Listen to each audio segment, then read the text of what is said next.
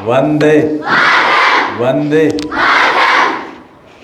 आज आर्य senior secondary girls school के प्रांगण में हमारे उपस्थित प्रिंसिपल श्रीमती स्वीटी चिकारा जी, टीचर्स और स्टूडेंट्स, सबसे पहले तो मैं आप सबका धन्यवाद करना चाहूँगा कि आज आपने हमें आपस में फेस टू फेस होने का, रूबरू होने का मौका दिया। और दूसरी बात जो बड़ी खुशी की बात लग रही है, मैं पिछले कई महीनों से कई स्कूलों में जा रहा हूँ और सब जगह अच्छा उत्साह देखने को मिलता है, पर जितना उत्साह आपको मिला है वो काबिल तारीफ़ है। मैं दिल से आपका बहुत बहुत बधाई देता हूँ।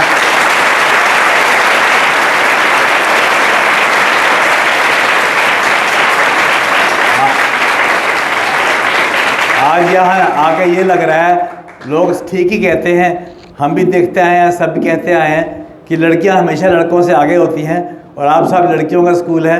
और मैंने महसूस किया कि आप अब तक के हमारे जितने भी स्कूलों में विज़िट किया है, सबसे ज़्यादा नंबर आपके, आप सबसे आगे आप हैं। एक बार फिर मेरी तरफ से जोरदार।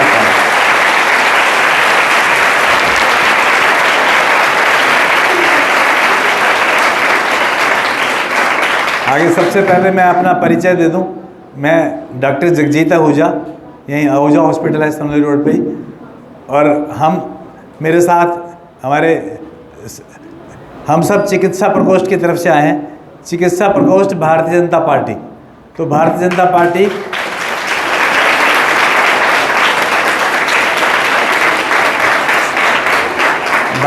पार्टी चिकित्सा प्रकोष्ठ, मैं उसमें संयोजक हुई और मेरे साथ सह संयोजक डॉक्टर मंजू जी हैं।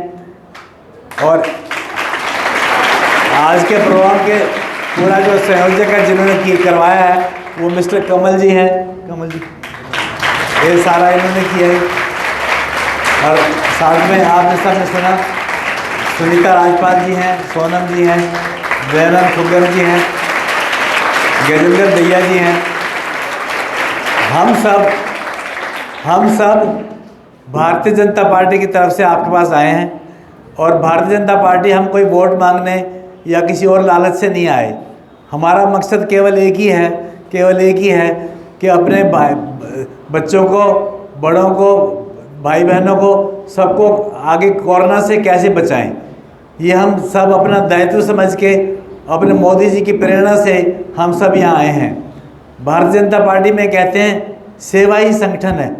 हम भारतीय जनता पार्टी में सेवा के कई कार्य चल रहे हैं, उसमें से एक छोटा सा कार्य चिकित्सा के बारे में हमें दिया गया है, उसी कड़ी में हम आपके सामने आए हैं। तो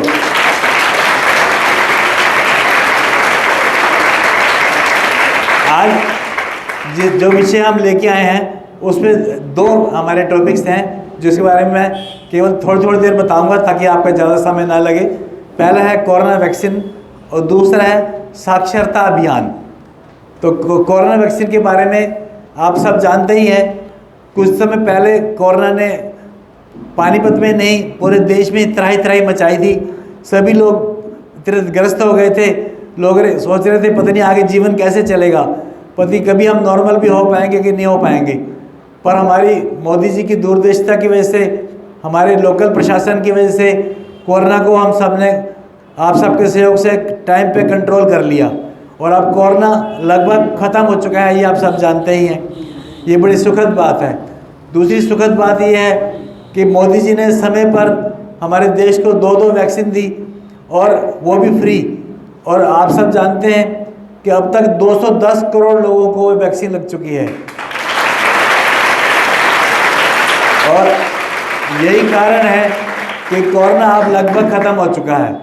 ये तो रही अब तक की सुखद बातें जो अब तक कोरोना के बारे में हुई, पर थोड़ी दुखद बातें हैं जिसकी हमें चिंता रहती है।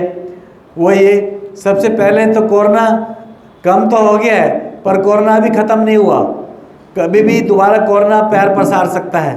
आप लोग टीवी में भी देखते होंगे कि करीब 8 से 10 हज़ार केस रोज़ कोरोना के अभी भी हमारे देश में हो रहे हैं, 8 से 10 हज़ार, और काफ़ी मौतें भी हो रही हैं। और ऐसी विदेशों में भी कभी किसी देश में कोरोना फैल रहा है। तो हम सब इसलिए आए हैं कि हमें कोरोना को दोबारा महामारी का रूप ना लेने दें, इसलिए हमें आप सबका सहयोग चाहिए। जैसे मैं बता रहा था कि कोरोना कंट्रोल करने के लिए वैक्सीन का बहुत लाभ रहा। जिन लोगों ने भी वैक्सीन लगवाई उनको कोरोना हुआ ही नहीं, या हुआ तो बहुत थोड़ा हुआ। अब धीरे धीरे जैसे जैसे समय बीता, कोरोना की जो वैक्सीन भी लगी थी उसका असर धीरे धीरे कम हो गया, और अब जब उसकी एंटीबॉडीज़ या इम्यूनिटी बोलते हैं, इम्यूनिटी कम हो गई, तो इससे ये डर हो गया कि यदि कल को दोबारा कोरोना आ गया तो चाहे हमें कोरोना वैक्सीन लग चुकी है तो भी दोबारा कोरोना हो सकता है। इसके बचने के लिए जो हमारे मोदी जी ने हमारे भले के लिए काम किया है वो है बूस्टर डोज, जिसको कहते हैं प्रिकॉशन डोज।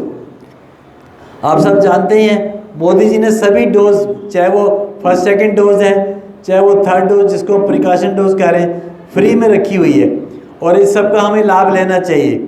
पहले ये 18 प्लस के बच्चों को लगा रहे थे, अब ये 12 प्लस के बच्चों को भी शुरू हो गई है, और वो भी सब फ्री, और जहाँ भी चाहें कैंप लगवा के फ्री लगवा सकते हैं।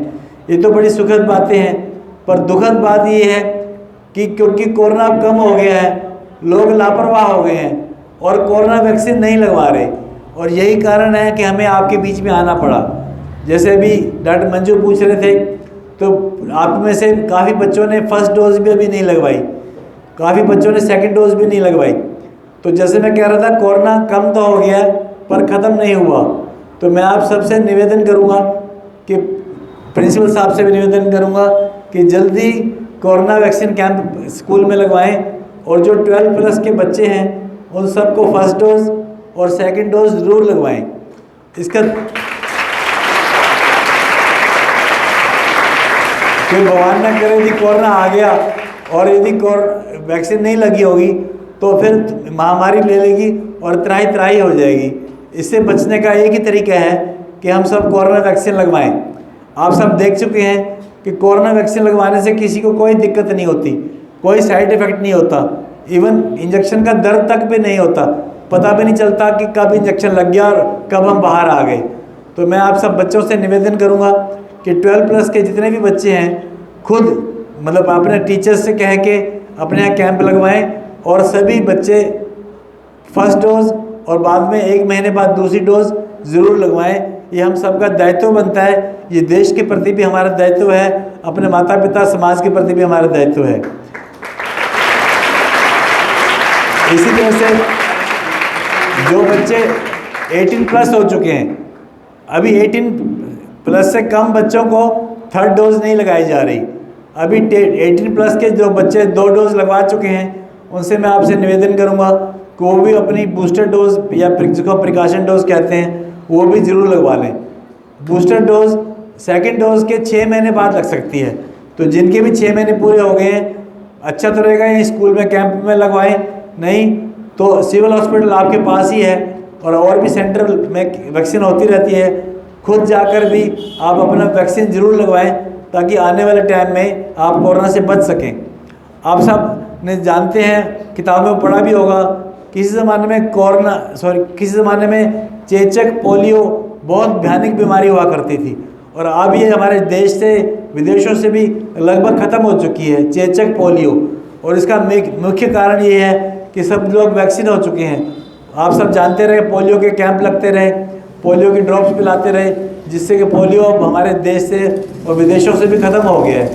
इस तरह से कोरोना भी यदि हम समय पर वैक्सीन और फिर बूस्टर डोज लगवाएंगे तो कोरोना हमारे पानीपत से भी, हमारे देश से भी और विदेशों से भी ख़त्म हो जाएगा। तो बार बार एक ही आप सबसे आग्रह है कि समय पर अपनी बूस्टर डोज ज़रूर लगवाएं। और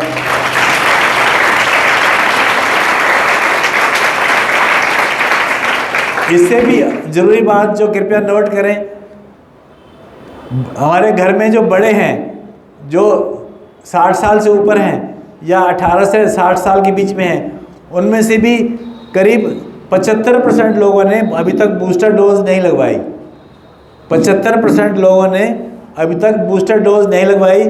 और पानीपत में तो और भी बुरा हाल है। पानीपत में अभी तक केवल बूस्टर डोज 5% लोगों ने लगाई है और 95% लोगों ने नहीं लगाई। इसीलिए हम आपके सामने उपस्थित हुए हैं। मैं आप सबसे रिक्वेस्ट करूंगा कि आज जब अपने घरों में जाएं, अपने बड़े भाई बहनों से, माता पिता से, दादा दादी से, चाचा चाची से और हो सके तो पड़ोस में भी सबसे ज़रूर पूछें कि क्या आपने बूस्टर डोज लगवाई कि नहीं लगवाई। और यदि नहीं लगवाई तो उनसे रिक्वेस्ट करें, उनको प्रेरित करें कि आप समय पर बूस्टर डोज ज़रूर लगवाएं, ताकि पानीपत को और देश को हम कोरोना मुक्त कर सकें। यही मेरा आज का मेन संदेश है।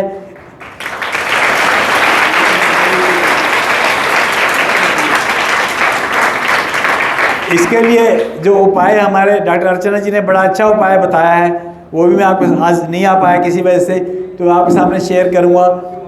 टीचर से भी रिक्वेस्ट रहेगी हर क्लास में मॉनिटर्स के जिम्मे लगा दें कि सब बच्चों से पता करें कि किसकी फर्स्ट डोज नहीं लगी, किसकी सेकंड डोज नहीं लगी। और उन बच्चों के आगे ये भी लिखा हो भी इनके पेरेंट्स को बूस्टर डोज लगी कि नहीं लगी। ये मॉनिटर हर क्लास में जिम्मेदारी लें टीचर्स की निगरानी में, और जिनकी लगती जाए वो टिक करते जाएं। और इस अभियान को तब तक जारी रखें जब तक सभी बच्चों को दोनों डोज और सभी 18+ को बूस्टर डोज न लग जाए। मेरा आप सबसे निवेदन रहेगा कि इसमें टीचर्स और बच्चे पूरा कोऑपरेट करें, ताकि हम कोरोना मुक्त भारत बनाने में अपना भी सहयोग दे सकें। इसके लिए कैंप लग जाए, बहुत अच्छी बात है। और कैंप में जो बच्चे रह जाएं या बड़े रह जाएं, वो सिविल अस्पताल में जाके इस फ्री सेवा का लाभ लें। एक बात और, हमारे मोदी जी ने बूस्टर डोज अभी केवल 75 दिन के लिए फ्री करी है। 15 जुलाई से 75 दिन के लिए ये डोज फ्री है। उसके बाद हो सकता है हमें पैसे देने पड़े। तो ये भी एक कारण है। आप सबसे निवेदन करें कि इन 75 दिनों में सबको बूस्टर डोज ज़रूर लगवाएं। यही आज का वैक्सीन के बारे में संदेश है। अगला पॉइंट मैं आपको कह रहा था, साक्षरता अभियान। साक्षरता अभियान भी हमारे मोदी जी और JP नड्डा जी, जो भारतीय जनता पार्टी के राष्ट्रीय प्रधान हैं, उन्होंने आह्वान किया है। उनका कहना है कि सभी लोग ये जिम्मेदारी लें, जो भी पढ़े लिखे बच्चे हैं, विशेष तौर पे पढ़े लिखे बच्चे हैं या बड़े लोग हैं, हम लोग सभी लोग जिम्मेदारी लें कि अपने आसपास में कम से कम एक आदमी को पढ़ना लिखना सिखाएंगे। आप इसका तरीका ये है कि आप बच्चे अपने घर में जाएं, चाहे आपके माता पिता हों, चाहे दादा दादी हों, चाचा चाची हों, या आपके घर में कोई काम करने वाला हो, दूध वाला हो, कपड़े प्रेस करने वाला हो, सब्जी सप्लाई करने वाला हो, आप उनसे पूछें कि क्या सभी पढ़े लिखे हैं कि नहीं।